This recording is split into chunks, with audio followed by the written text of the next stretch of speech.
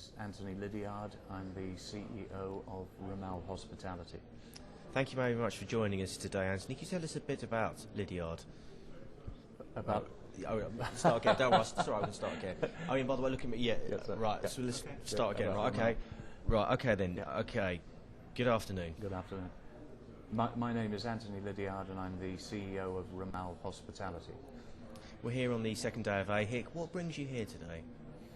Well, obviously this is a conference that we've attended for the last 3 years. We set the RMAL Hospitality company up 3 years ago, and again it's a tremendous opportunity for us to meet potential investors that are interested in investing in RMAL as we go forward, and also an opportunity for for us to network with industry leaders from around the world. And tell us a bit about RMAL. What projects you're involved in? Well, RMAL was set up three years ago. It's the hospitality company of the Al Fahim Group of Abu Dhabi. Going back in history, I was the Director of Operations for Intercontinental Hotels for the UAE and Qatar for the brands of Intercontinental, Crown Plaza and Holiday Inn. And 3 of those assets were owned by the Al Fahim family. Having managed their assets under the Intercontinental banner for about 6 years, the Al Fahim family approached me and said, why don't we set up our own hospitality company with a view to developing new hotels and also restaurant brands. So that's what we've done. We have the franchises for the Trader Vic's restaurant brand for Dubai and the Northern Emirates. We have 3 Trader Vic's restaurants here in Dubai. We also have the Wagamama restaurant brand. We have 3 restaurants in Dubai, and we're expanding into Abu Dhabi, and we have the rights for the UAE for that brand.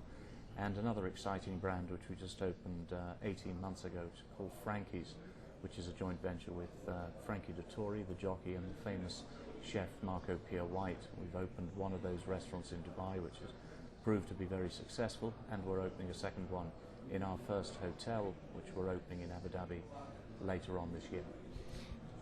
Now, your business strategy, rather than growing a brand from scratch like a Jumeirah and then beginning to export it outside the UAE, you actually buy the global rights to a brand. Yes. Well, how does that work? Well, we have two prongs to our sort of strategy. Obviously, where we feel that there's a great fit to bring in a new brand into a market that isn't already there, we look at that. For instance, we're bringing the first Fairmont Hotel to Abu Dhabi, which we're opening later this summer. That's a 365-room hotel with extensive food and beverage, large conference facilities, and a very nice recreation and spa facility.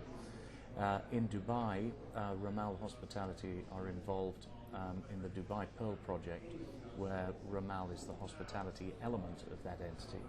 And we're looking there to bring in new hotel brands that we feel will fit and add value to the mixed-use development of Dubai Pearl, and also bring in lifestyle and fashion brands whereby we would buy the global rights to that brand,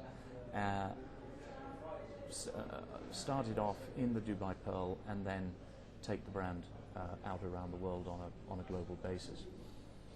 I can actually just mention a few of the new brands that we're bringing into Dubai Pearl, which will be of interest.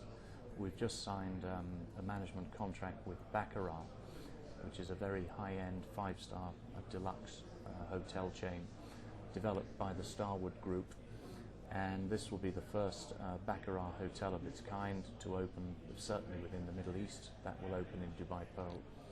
And we've just also recently signed a letter of intent with the MGM Group to bring the MGM Grand Hotel to Dubai, also the Bellagio Hotel, and another upscale brand of MGM Grand called Skylofts, which is a duplex suite hotel concept.